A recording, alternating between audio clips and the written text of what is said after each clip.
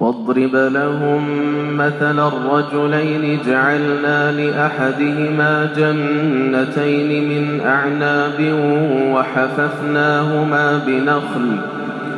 وحففناهما بنخل وجعلنا بينهما زرعا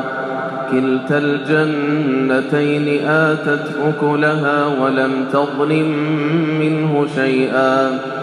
ولم تظلم منه شيئا وفجرنا خلالهما نهرا وكان له ثمر فقال لصاحبه وهو يحاوره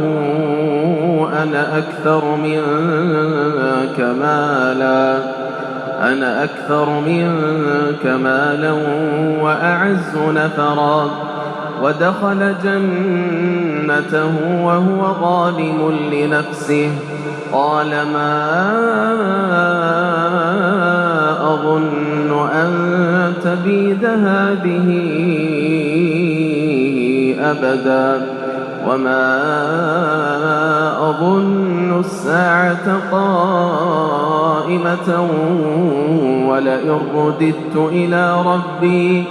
ولئن رددت إلى ربي لأجدن خيرا منها منقلبا قال له صاحبه وهو يحاوره